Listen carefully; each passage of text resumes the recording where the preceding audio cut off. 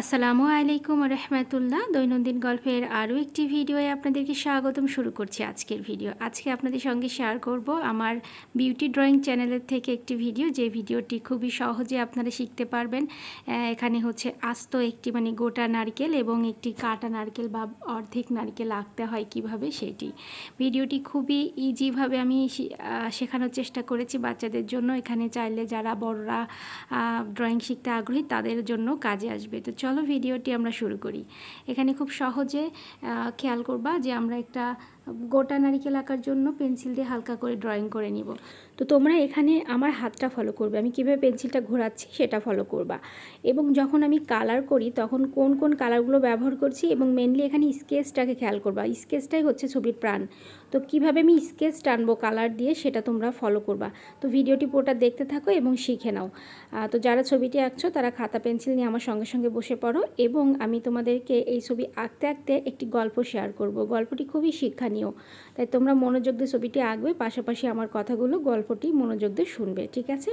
তো একটা পাহাড়ি এলাকা ছিল। সেই এলাকায় একটা পাহাড়ের পাশে একটা বৃদ্ধ লোক বসবাস করত। বৃদ্ধ লোকের ওয়াইফটি মারা গিয়েছিল। সে তার 3টা কন্যা সন্তানকে নিয়ে সেই পাহাড়ের পাশে বসবাস করত। তো সে পশু পালন করত, অর্থাৎ তার কিছু ভেড়া ছিল। সে ভেড়া পালতো এবং তাদের জীবন পরিচালনা করত। তো প্রতিদিনের ন্যায় সে আজকেও ভেড়াগুলোকে নিয়ে খাবারের জন্য, ভেড়াগুলো চড়ানোর জন্য সে একটি মাঠের দিকে রওনা হলো। কিছু দূর যাওয়ার পর তার ভেড়াগুলো খেতে বসলো এবং তার খুব ঘুম পেল। তখন সে একটা পাহাড়ের পাশে হেলান দিয়ে বসে ঘুমিয়ে গেল। ঘুমের থেকে উঠে কিছুক্ষণ পরে তাকিয়ে দেখলো যে তার ভেড়াগুলো আর একটুও বেঁচে নেই। সবগুলো ভেড়া কেউ কিছু একটা প্রাণী এসে, নেকড়ে এসে ও ভেড়াগুলোকে খেয়ে ফেলেছে। সবগুলো ভেড়াই প্রায় মোড়া মোড়া অবস্থায় পড়ে আছে। তখন ভেড়াগুলো দেখে লোকটি খুব কান্না করলো, কারণ সে ভেড়াগুলোই তার বেঁচে থাকার জীবিকা নির্বাহের একটি অবলম্বন ছিল। তো সে কাঁদতে শুরু করলো। তখন দূর থেকে একটি লোক আসলো, তার মাথার পাশে এসে হাত দিয়ে বলল, ভাই তুমি কাঁদছো কেন? তখন সে বলল, আমার এরকম ভেড়া ছিল যাদেরকে আমি পালতাম, তো তারা কিছু বাঘ এসে তাদেরকে খেয়ে ফেলেছে। এখন আমার আর কোনো বেঁচে থাকার বা আমার জীবন পরিচালনা করার জন্য আমার আর কোনো অর্থকড়ি নেই। আমি কিভাবে আমার 3টা মেয়েকে নিয়ে বাঁচব? তখন সেই লোকটি তাকে কিছু টাকা দিল, এবং সেই টাকা দিয়ে সে আবার কিছু ভেড়া কিনে দিল তাকে। তো সেই ভেড়াগুলো দিয়ে তারপর সে চলে গেল। তো তখন লোকটি অনেক ভালো ছিল, তার জন্য এই লোকটি, এই বৃদ্ধ লোকটি অনেক দোয়া করলো। তারপর বাড়ি ফিরে গেল। এরপর সে প্রতিদিনের ন্যায় আসতো এবং ভেড়াগুলো নিয়ে পালতো আর কি। এরপর একদিন হঠাৎ সে অনেক দিন পর একদিন হঠাৎ সে আবারও একই নিয়মে আসলো এবং ভেড়াগুলো নিয়ে মাঠের পাশে বসে থাকলো। এরপর হঠাৎ দেখে যে সেই লোকটি, যে লোকটি তাকে ভেড়া দিয়ে উপকার করেছিল, সেই লোকটি দৌড়াইতে দৌড়াইতে অন্ধের মতো উল্টাপাল্টা হয়ে একটি বাক্স হাতে নিয়ে দৌড়াচ্ছে। তখন সে তার পাশে গেল এবং তাকে থামিয়ে বলল, ভাই কেমন আছো? তুমি কেন দৌড়াচ্ছ? কী হয়েছে তোমার? তখন সেই লোকটি বলল, তুমি কে? আমি তোমাকে দেখতে পাচ্ছি না। তখন বলল, কেন তুমি কি আমাকে দেখতে পাও না? তুমি কি অন্ধ? তুমি তো ভালো ছিলে, তুমি যে আমাকে ভেড়া কিনে দিয়েছিলে। তখন এই লোকটি বলে, ও তুমি সেই ভাই, তুমি তো অনেক ভালো, তুমি আমাকে বাঁচাও, আমি অন্ধ হয়ে গিয়েছি। কিছু ডাকাত দল আমার চোখে আঘাত করে আমার চোখ দুটোকে অন্ধ করে দিয়েছে। আর এই বাক্সর মধ্যে হচ্ছে আমার অনেকগুলো স্বর্ণ আছে। আমি একটি স্বর্ণকার, আমার পেশা ছিল স্বর্ণকার। তো আমার হচ্ছে এই স্বর্ণগুলোর এই বাক্সটা তুমি লুকিয়ে রাখো। আমি কোনো দিন এসে তোমার কাছে চাইলে তুমি তখন আমাকে দিও। এটা তোমার কাছে আমি আমানত রেখে গেলাম। আমি পালিয়ে যাচ্ছি, ডাকাত দল আমার পিছে ধাওয়া করেছে। তারপর ওই লোকটি, সে ভেড়া পালকটি হচ্ছে বাক্সটাকে নিয়ে পাহাড়ের একটা চূড়ায় লুকিয়ে রাখলো, আর ওই অন্ধ লোকটি পালিয়ে গেল।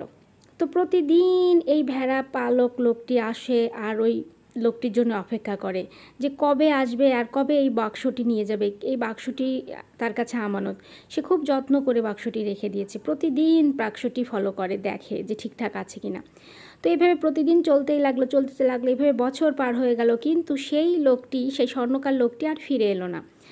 তারপর একদিন সে আবারও প্রতিদিনের ন্যায় ভেড়া পালতে গিয়ে সেই বাক্সটির সন্ধানে, বাক্সটি ঠিক আছে কিনা সেটি দেখার জন্য সেই স্থানে গেল। পিছন থেকে তাকিয়ে দেখে যে পিছন থেকে তার ছোট মেয়েটি হচ্ছে দেখে ফেলে যে সে হচ্ছে এখানে বাক্স রেখেছে। তখন ছোটো মেয়েটি জিজ্ঞাসা করে, বাবা তুমি এখানে কি রেখেছো? তখন যেহেতু ছোটো মেয়েটি দেখে ফেলে, তখন ছোটো মেয়ের কাছে পুরো ঘটনাটি সে শেয়ার করে আর বলে যে এটা আমি আমানত হিসাবে রেখে দিয়েছি, আমি অপেক্ষায় আছি সেই লোকটা আসবে। তখন সে হচ্ছে ছোটো মেয়েটি বড় দুই মেয়েকেও ডেকে নিয়ে আসে। তারপরে তারা তিনজনই এই ঘটনাটি জেনে যায়। তো তারপর তারাও হচ্ছে দেখতে থাকে, বাবাকে হেল্প করে, মানে জিনিসটা যেন নষ্ট না হয়, হারিয়ে না যায়। এরপর একদিন হলো যে হঠাৎ হচ্ছে সেই অন্ধ লোকটির চোখ ফিরে পায় এবং সে ফিরে আসে, এসে বলে যে হচ্ছে আমার সেই স্বর্ণের বাক্সটি দাও। তো এই লোকটি, বৃদ্ধ লোকটি দেখে, তো তাকে দেখে অনেক খুশি হয় যে হ্যাঁ তোমার আমানত আমি অনেক কষ্ট করে রেখেছি, আসো নিয়ে যাও। এবার সেই স্থানে যায় এবং গিয়ে দেখে যে সেখানে স্বর্ণের বাক্সটি নাই। তখন এই বৃদ্ধ লোকটি খুব কষ্ট পায় যে এই কথা তো আমার মেয়ে তিনটা ছাড়া আর কেউই জানে না, তাহলে এখান থেকে সেটি গেল কোথায়, আমি এতদিন যত্ন করে রেখেছি। তখন তিন মেয়েকে জিজ্ঞাসা করে, তখন তিন মেয়েও বলে যে বাবা আমরা তো কেউ জানি না। তখন হচ্ছে এই লোকটি, সেই স্বর্ণকার লোকটি হচ্ছে তার এই বৃদ্ধ লোকের নামে একটা মামলা করে। হ্যাঁ, তখন হচ্ছে যে সেখানে মামলায় তাকে ডাকা হয় এবং তার কাছে জিজ্ঞাসা করা হয় যে তুমি তাকার এই লোকের হচ্ছে আমানত রেখেছিলে, এটা খেয়ানত করেছো, তো তোমাকে শাস্তি দেওয়া হবে তুমি যদি বের না করে দিতে পারো সেই স্বর্ণের বাক্সটি। তখন এই লোকটি বলে, বৃদ্ধ লোকটি বলে, কিন্তু আমি এত জীবন যত্ন করে রেখেছি, বাক্সটি হারানোর কথা না, কিন্তু কিভাবে যেন হারিয়ে গিয়েছে, কিন্তু বিশ্বাস করেন এটা আমি যত্ন করে রেখেছিলাম। কিন্তু কেউ তার কথা বিশ্বাস করতে চায় না। তারপর তাকে হচ্ছে 3 মাসের একটা শাস্তি দেওয়া হয় এবং মেয়েদেরকে বলা হয় তোমরা যদি খুঁজে নিয়ে এসে দিতে পারো তাহলে তোমার বাবাকে ছাড়া হবে, না হলে তোমার বাবাকে মৃত্যুদণ্ড দেওয়া হবে। তো তারপর হচ্ছে যে এই মেয়ে তিনটা হচ্ছে ওর বাবার কাছে ফিরে যায়, ওরা হচ্ছে যে বাড়িতে ফিরে যায়। বাড়িতে ফিরে যে তিনজন মিলে আলোচনা করতে থাকি কী করব। এই সময় ওই স্বর্ণকার লোকটি আসে মেয়েদের কাছে, এসে বলে তোমাদের 3 বোনের মধ্যে থেকে এক বোন যদি আমাকে কেউ বিয়ে করে তাহলে আর আমি এই স্বর্ণের বাক্সটি চাইবো না, তোমার বাবাকে আমরা ছেড়ে দিতে বলবো, আমি কেস উঠিয়ে নিব। তো তখন হচ্ছে যে বৃদ্ধ, ওই কানা যে অন্ধ লোকটি ছিল সেও তো বৃদ্ধ, অনেক বয়স্ক। তো এই 3টা মেয়ে কেউই তো রাজি হয় না বৃদ্ধ লোকটিকে বিয়ে করার জন্য, এবং যেহেতু এই লোকটি অনেক খারাপ করেছে তার বাবার সাথে। তো তারপরেও মেয়েরা উপায় না পেয়ে বাবার কাছে যে বলতে থাকে যে বাবা এরকম প্রস্তাব দিয়েছে, আমরা কি করব। তখন বাবা বলে তোমরা কোনোভাবে রাজি হবে না, কারণ যেহেতু আমরা সত্য এবং যত্ন করে আমরা আমানত রেখেছিলাম, এটা আল্লাহ তাআলা জানে, আর যেহেতু আমরা এটা চুরি করিনি সেহেতু আল্লাহ কোনো না কোনো একটা উপায় বের করে দিবেই, তোমরা এই কুপ্রস্তাবে রাজি হবে না। তারপর মেয়েরা বাড়িতে চলে যায়। এরপর 3 মাস শেষ হয়ে যায়। এবার আজকে হচ্ছে রায় পালা, বাবাকে ফাঁসি রায় দেওয়া হবে। ঠিক সেই সময় দেখে দূর থেকে একটা লোক, একটা ছেলে বাক্স হাতে করে আসছে। তখন বাক্সটি দেখে সবাই অবাক হয়ে যায়। তারপর ছেলেটিকে জিজ্ঞাসা করা হয় তুমি এই বাক্স কোথায় পেলে? তখন ছেলেটি বলে এই বাক্সটি হচ্ছে আমার বাবার, আমার বাবা অন্ধ ছিল, আর এই লোকটি আমার চাচা, ইনি আমার বাবা নয়। আমার বাবা যখন মারা যায় তখন আমার কাছে এই বাক্সর গল্পটি বলে গিয়েছিল আর আপনাদের কাছ থেকে নিয়ে আসতে বলেছিল। আর সেই গল্পটি আমার চাচা দূর থেকে জানালা থেকে শুনে আমার চাচা 2 নাম্বারই করছে। আমার চাচা হচ্ছে আমার বাবা মারা যায় এবং আমাকে আমার চাচা আটকিয়ে রাখে, আর আমার চাচা আমার বাবার নাম ধরে আপনাদের কাছে গিয়ে পরিচয় দিয়ে হচ্ছে বাক্সটির জন্য আপনাদেরকে প্রেশার দেয় যাতে আপনার কোনো একটা মেয়েকে বিয়ে করতে পারে, কারণ আমার চাচা খুবই খারাপ একটা প্রকৃতির মানুষ। আর আগে থেকে আমার চাচা আপনাদেরকে ফলো করে এই বাক্সটি যেখানে রেখেছিলেন সেখান থেকে আমার চাচা বাক্সটি সরিয়ে নিয়ে যায়, যার কারণে আপনারা বাক্সটার পরে খুঁজে পাননি। তো এই কথাটি শোনার পর তখন জজ তাকে তো হচ্ছে উল্টো মৃত্যুদণ্ড দিল এই চাচা বেয়াদবটিকে, আর হচ্ছে ওই বৃদ্ধ লোকটিকে ছেড়ে দেওয়া হলো। তখন সবাই খুব খুশি হয়ে গেল। আর এই গল্প থেকে আমরা যে শিক্ষাটি পেলাম সেটি হচ্ছে বিশ্বাস। আল্লাহর উপরে যদি আমরা তাওয়াক্কুল করি এবং বিশ্বাস করি বিপদের সময় যে যেভাবেই হোক আল্লাহ আমাদের বিপদ মুক্ত করবেই, তাহলে দেখবেন আপনি এক ধ্যানে বসে থাকবেন যে আমি যদি সত্য হই তাহলে আমি কখনোই বিপদে পড়ব না। বিপদ এসেছে অবশ্যই কোনো না কোনো রাস্তা আল্লাহ বের করে দিবে, তাহলে আপনি অবশ্যই সেই রাস্তা থেকে বের হয়ে যাবেন, মুক্তি পেয়ে যাবেন।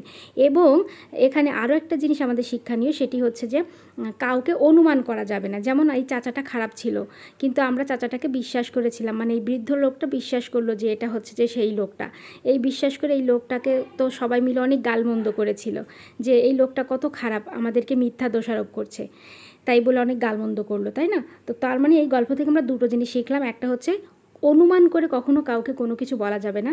আগে অভাশিওর হইতে হবে, তারপর তাকে নিয়ে কথা বলতে পারবো। অনুমান করে কথা বললে পুরোই নিজেই গুণাগার হয়ে যাব। আর একটি হচ্ছে আল্লাহর উপর তাওয়াক্কুল বা বিশ্বাস। যদি আমরা বিশ্বাস করি যে আমি যদি সৎ থাকি তাহলে আমার কখনো কোনো বিপদ আসবে না, বিপদ আসলেও সেটা আল্লাহ তাআলা আমাদেরকে রক্ষা করবে। তো এই গল্প থেকে আমরা দুটো শিক্ষা গ্রহণ করলাম। ভিডিওটি ভালো লাগলে শেয়ার করে দিবে সবার মাঝে। আজকের ভিডিও এই পর্যন্ত, সবাই ভালো থাকবে। আসসালামু আলাইকুম।